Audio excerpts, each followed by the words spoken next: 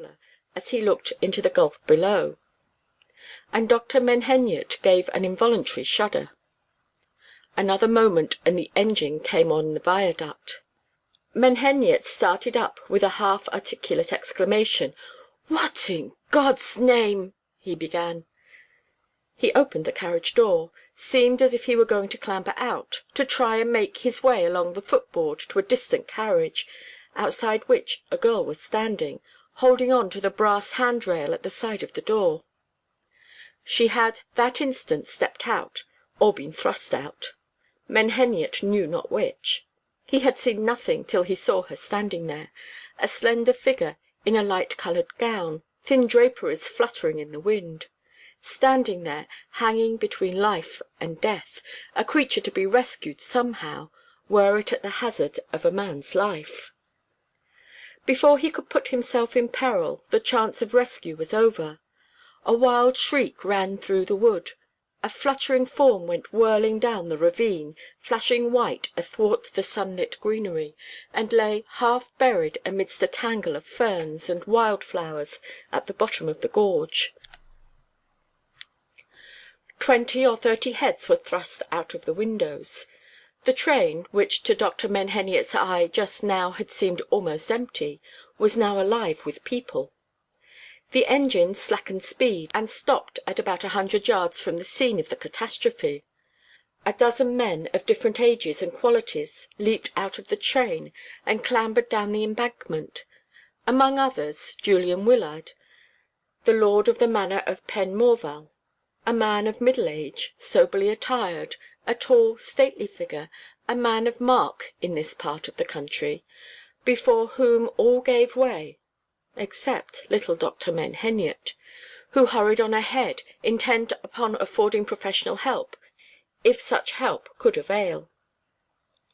Julian Wyllard had been an athlete in his boyhood and youth. He walked down the steep, rugged hillside more easily than many men walk down Regent Street. At the bottom of the embankment every one fell back involuntarily, as it were, and allowed Mr. Wyllard to head the procession. They went as fast as it was possible to go over that broken ground, trampling down the ferns and flowers, the tiny scarlet strawberries and crimson and orange fungi as they went, every lip breathless, every eye strained towards that one spot in the hollow yonder where the doctor was hastening. "No use, I fear," said Mr. Wyllard, as if answering the common thought. "The poor creature must be quite dead." "What in mercy's name made her do it?" speculated a burly farmer. "Was she frighted, do you think, by some ruffian in the train, or did she want to make away with herself?" The little cluster of passengers looked at one another curiously, as if seeking among those rustic countenances for the face of a scoundrel capable of assailing unprotected innocence. But if guilt were present in that assembly, there was no outward indication of the diabolical element. Almost every one there was known to the rest: small farmers, a squire or two, the elderly lawyer from Camelford, the curate of Wadebridge, a magistrate of Bodmin, a corn–chandler and respectable inhabitant of the same town. Assuredly not among these would one look for that debased and savage humanity, which is viler in its instincts than the wild beasts of the jungle. There might be other passengers lurking in the train, among those loquacious women up yonder, who were all putting their heads out of windows, straining their necks to get their share in the pity and the terror of the tragedy down below. Mr. Wyllard and his companions found little Dr. Menheniot on his knees beside the piteous figure lying in a heap, like a limp rag, among ferns and ground ivy.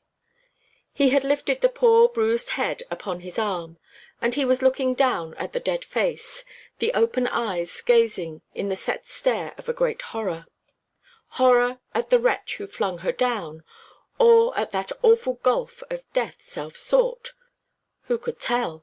Those blood–bedabbled lips were mute for evermore, unless the dead could be conjured into speech. "Is she quite gone?"